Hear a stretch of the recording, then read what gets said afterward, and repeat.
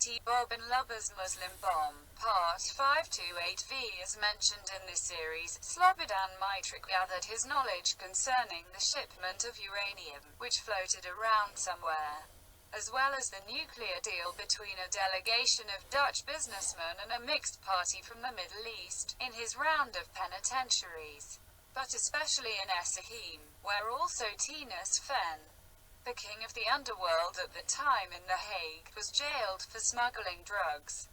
In the early spring of 1984, beautiful Tinus was released. Apparently everyone did not find that so amusing, because in May of that year he was shot in Café Petit Paris in The Hague by a couple of young hit men. Tinus was a tough guy. He survived the attack, but on December 17th, the bell nevertheless tolled for him. A North African shot him from nearby through the back of his head, according to newspapers from that time. The gunman had been engaged by two other toppers from the scene in The Hague, porno king Henky Bartels and gambling expert Henk Rijsenbol. During interrogation and the following trial, both the gunman and Rijsenbol denied all charges leveled at them. They both had nothing to do with the murder. Bartels sang like a canary. Consequence: Bartels and Rijsenbol went behind bars for a long time. The North African was allowed to leave for lack of proof. A couple months after the sentence, Bartels was sent home because of his frail health. That appeared to be in Thailand, where he spent 5 years before he departed to higher spheres. The question remains whether the death of Tinus Fens resulted indeed simply from a power struggle between him and the duo Bartels-Rijsenbol, or whether the scenario was a lot more complicated. A scenario in which the nuclear question with which Mitric was playing Joker also had a role. Perhaps something at this late date for Rijsenbol's lawyer Gerard Spong. In order to keep the pressure on Mitric, after the visit by intermediary Gisberts on January 21st sent a letter to the house address of Premier Lubbers with duplicates to the American, British, French and Israeli embassies. The contents read as follows: Your Excellency, in the first place, I send you my best wishes for the new year. By means of this letter, I want to turn to you with some questions. The contents of this matter could damage you if they are not true. For this reason, I have decided to let this matter come directly to you. It is not in my interests to cause you harm in any way. 1. Have you ordered in December 1983 an investigation into the theft of uranium? If yes, A. Have you ordered the intelligence service of the Ministry of General Affairs to speak with me on your behalf in January 1984 concerning this matter? B. Did the civil servant of the intelligence service of your ministry, Mr. Mansvelt, have to negotiate with me on your behalf from January 1984 until July 20, 1984? 2. Did you order the Telegraph to place the following small ad on your behalf on June 19, 1984? Martin, your half-joker is worth as much as my half-joker. The big industrialist is very much interested in putting our jokers together. Greetings from Coos. If yes, A. Did you know that by placing this ad, you agreed to my conditions? The big industrialist is your code name, known at the Intelligence Service of General Affairs, as well as by my informant in whose name I have done the complete transaction with you. B. Conditions were: 1. That I would be granted the Dutch nationality. 2. That I would be paid $3 million $1 million cash in advance to me, that I would be allowed to bring to Switzerland, and the rest by means of a written guarantee by a notary, plus $500,000 guilders cash for the first kilo uranium. 3. From you the written guarantee that I would never be extradited to Yugoslavia against my will. 4. From you the written guarantee that I will never be prosecuted for this affair. 5. That all the debts that my informant owes in taxes are remitted, about 10 million guilders. 6. That the name of my informant will never be made public. 7. That my informant be given a complete new identity. 8. permission for the import of goods, for this one time only, that are prohibited in the Netherlands. This is important, because these goods are used as payment by countries in the Middle East. The detection of these goods serves as additional evidence. As you know, by placing the above ad, you agreed to all the conditions. 3. Is it true that the following decision was made at an emergency meeting on July 20th? A. That you as Prime Minister, also Minister of General Affairs, agreed to start the transaction with me. B. That the Minister of Foreign Affairs also agreed to my conditions. C. That the Minister of Justice did not agree.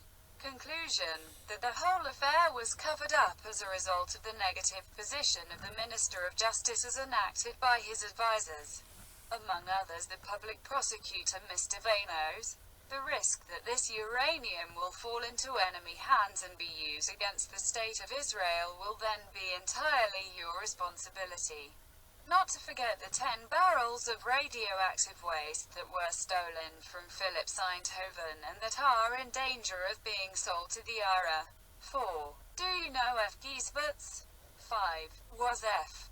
Giesberts with you at the end of December 1984? A. Did you permit Police Commissioner Blayoff to speak about the uranium issue with the Intelligence Services of General Affairs? B. Did you grant him full powers to deal with me in future negotiations? C. Did you receive from Mr. F. Giesberts the text of the ad that was to be placed in the section, Small Ads of De Telegraaf? F. Giesberts must take the place of Martin. Sorry about half-joker. This was fateful for him. The big industrialist wants to first read the book of 239 pages before it is definitively published. F. Giesberts has half the bait already. The vassal of the big industrialist has the other half. M. A Marnin film star, as a matter of fact also a big madam, sit in the editorial commission. Don't worry. You were and remain a loner. Your friend, Frank Waterfort. We know the identity of intermediary Giesberts as well as that of Maitrik's informant. But for the time being see no need to reveal their names.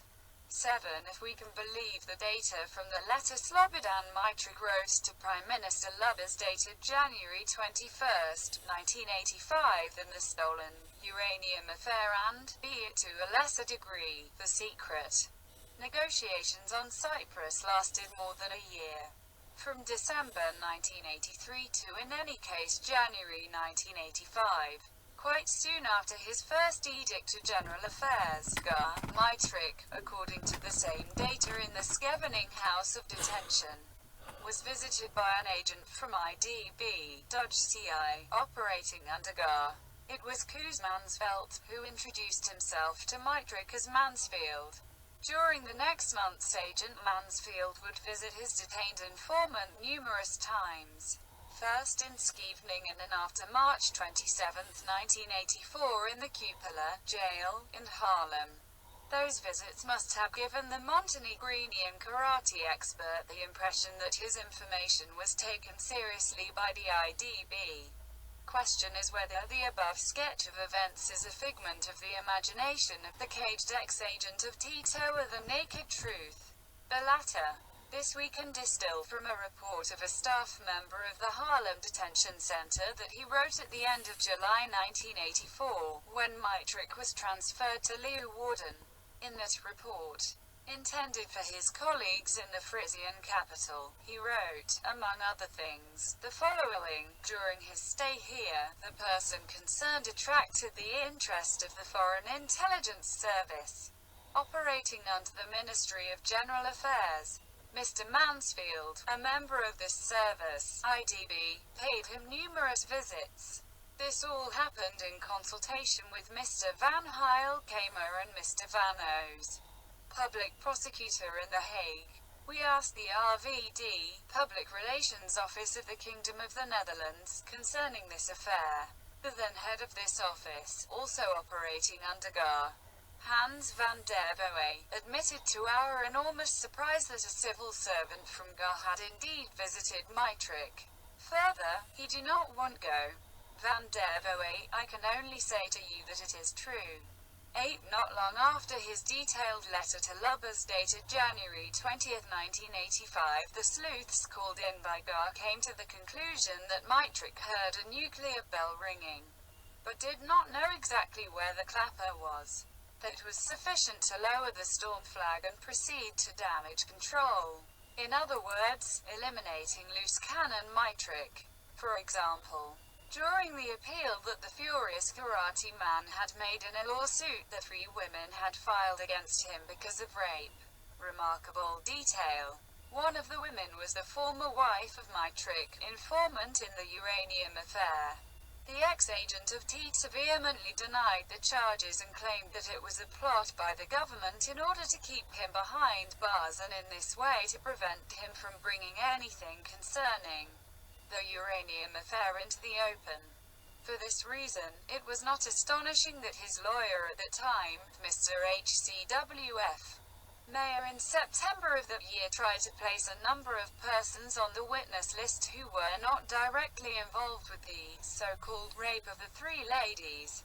They were successively